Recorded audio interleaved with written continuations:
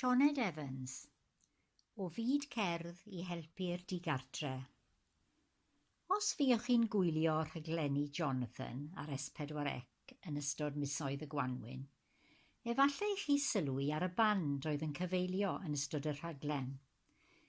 Ar y piano yr oedd Sioned Evans, sydd yn gerddor proffesiynol. Dyma ychydig o'i hanes a'r newid fu'n ei bywyd oherwydd y cyfnod clo. Merch fferm o Fancyfelin ger Caerfyrddin yw Sioned, a fynychodd ysgol y pentre ac ysgol Bro Myrddin. O oedran ifanc iawn, roedd cerddoriaeth yn rhan fawr o'i bywyd. Ystyriai ei hun yn lwcus i gael y cyfle i berfformio gyda cherddor feirdd Sir Gar, y Tair Sir, y Chwe Sir ac yna cerddorfa genedlaethol Ieuenctid Cymru. Roedd wedi elwa o wersi ffliwt, telyn a phiano, a bod yn ffodus i gael athrawon gwych. Ei mam, helpu'r Evans, sy'n athrawes piano, a daniodd ei diddordeb yn y piano, ac roedd yn obsessed o'r dechrau. Wedi cyrraedd gradd 8, cafodd wersi gan yr anhygoel Gareth Wyn Thomas ac yna Richard McMahon. Enillodd ysgoloriaeth i astudio'r piano yng Ngholeg Brenhinol Cerdd a Drama Cymru, ac wedi ennill gradd dosbarth cyntaf, enillodd ysgoloriaeth Lloyd George i astudio collaborative piano ar gwrs ôl-radd. Ystyria'r 6 blynedd a dreuliodd yn y Coleg Cerdd a'r profiadau a ddeilliodd o hynny fel rai amhrisiadwy. Yn ystod ei hamser yn y coleg ac ers graddio, bu'n gweithio fel cerddor llawrydd gan berfformio mewn cyngherddau, operau, mewn sioeau cerdd, ynghyd â bod yn gyfarwyddwraig cerdd mewn nifer o sioeau cerdd. Ac yna fe ddaeth Covid a'r cyfnod clo. Fel i nifer o bobl hunangyflogedig, roedd yn gyfnod anodd. Dros nos, collwyd misoedd o waith, ac yn sgil hynny, misoedd o dal. Roedd yn anodd iawn gwybod beth i'w wneud nesaf ac am ba mor hir i aros i bethau fynd nôl i normal eglurodd. Ar ôl deufis o aros a sylwi bod pethau yn mynd i gymryd tipyn hirach i ddod nôl i normal, dechreuodd chwilio am swyddi. Cafodd swydd gyda'r elusen pobl sy'n gweithio gyda'r digartref. Lleolwyd ei swydd, swyddog cymorth, yn Llanelli, mewn llety cymorth 4 awr ar hugain i bobl ifanc digartref a bregus. Roedd yr hostel oedd yn darparu llety i bobl ifanc digartref yn brofiad hollol newydd i Sioned ac yn agoriad llygad ar sut mae'r system ddigartref yn gweithio. Roedd yr ieuenctid yn ddigartref fel arfer achos bod ei perthynas gyda'i teuluoedd wedi torri lawr, a dyma oedd ei llwches. Roedd yn ofynnol iddi aros dros nos yn y llety gyda'r bobl ifanc, ond yn drist iawn oherwydd cyfyngiadau Covid, roedd yn rhaid iddyn nhw aros yn eu hystafelloedd a pheidio â chymdeithasu. Fel rhan o'r prosiect yr oedd Sioned yn rhan ohono, byddai yn cynnig cymorth wrth geisio creu dyfodol gwell i'r bobl ifanc a'i paratoi i allu byw yn annibynnol. Oherwydd cyfyngiadau Covid, doedd hi ddim mor hawdd i ddysgu sgiliau bywyd arferol, ond rhan o waith Sioned oedd helpu a hyfforddi'r bobl ifanc ar sut i fancio a delio gyda materion ariannol ar-lein. Ei cynorthwyo wrth lenwi ffurflenni, megis ymgeisio am swyddi neu gyrsiau coleg a chyrsiau galwedigaethol. Hefyd roedd yn rhaid iddi wneud yn siŵr fod y rhai mewn swyddi neu yn dilyn cwrs coleg yn barod i adael yn brydlon yn y boreau. Ar ôl misoedd o ymestyn y cytundeb, penderfynodd Sioned adael y prosiect fis Mai eleni, am ei bod yn teimlo bod angen iddi ail-afael mewn ceisio gwneud bywoliaeth drwy gerddoriaeth. Ar hyn o bryd, mae hi nôl yn gweithio'n hunan gyflogedig ac yn hapus i fod yn medru gwneud y gwaith mae'n ei garu. Mae'r dyddiadur ymhell o fod yn llawn, ond mae gwaith yn dod i mewn yn ara bach.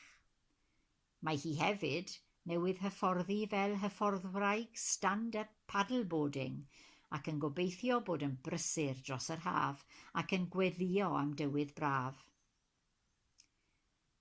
Cafodd y cyfnod clo effaith fawr ar ei bywyd, ond yn sgil hynny cafodd brofiadau hollol wahanol a wnaeth ehangu'n fawr ei hymwybyddiaeth o fywydau ieuenctid bregus. Diolch iddi am fodloni i rannu ei phrofiadau.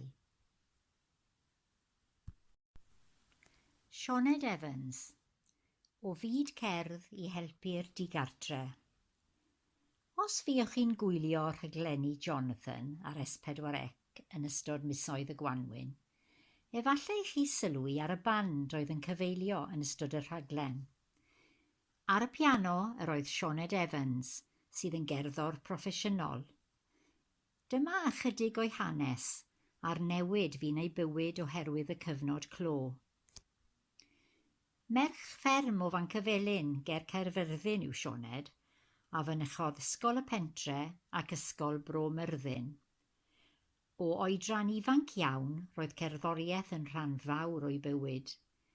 Ystyriai ei hun yn lwcus i gael y cyfle i berfformio gyda cherddorfeydd Sir Gar, y Tair Sir, y Chwe Sir ac yna cerddorfa genedlaethol ieuenctid Cymru. Roedd wedi elwa o wersi ffliwt, telyn a phiano, a bod yn ffodus i gael athrawon gwych. Ei mam, Sioned Evans, sy'n athrawes piano, a daniodd ei diddordeb yn y piano, ac roedd yn obsessed o'r dechrau. Wedi cyrraedd gradd 8, cafodd wersi gan yr anhygoel Gareth Wyn Thomas ac yna Richard McMahon. Enillodd ysgoloriaeth i astudio'r piano yng Ngholeg Brenhinol Cerdd a Drama Cymru, ac wedi ennill gradd dosbarth cyntaf, enillodd ysgoloriaeth Lloyd George i astudio collaborative piano ar gwrs ôl-radd. Ystyria'r 6 blynedd a dreuliodd yn y Coleg Cerdd a'r profiadau a ddeilliodd o hynny fel rai amhrisiadwy. Yn ystod ei hamser yn y coleg ac ers graddio, bu'n gweithio fel cerddor llawrydd gan berffordio mewn cyngherddau, operau, mewn sioeau cerdd, ynghyd â bod yn gyfarwyddwraig cerdd mewn nifer o sioeau cerdd. Ac yna fe ddaeth Covid a'r cyfnod clo. Fel i nifer o bobl hunangyflogedig, roedd yn gyfnod anodd. Dros nos, collwyd misoedd o waith, ac yn sgil hynny, misoedd o dal.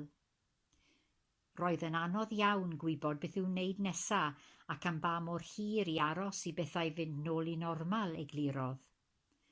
Ar ôl deufis o aros a sylwi bod pethau yn mynd i gymryd tipyn hirach i ddod nôl i normal, dechreuodd chwilio am swyddi.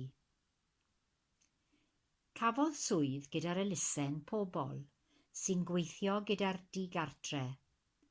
Lleolwyd ei swyddog cymorth yn Llanelli, mewn llety cymorth 4 awr ar hugain i bobl ifanc digartre a bregus. Roedd yr hostel oedd yn darparu llety i bobl ifanc digartref yn brofiad hollol newydd i Sioned ac yn agoriad llygad ar sut mae'r system ddigartref yn gweithio. Roedd yr ieuenctid yn ddigartref fel arfer achos bod ei perthynas gyda'i teuluoedd wedi torri lawr, a dyma oedd ei llwches.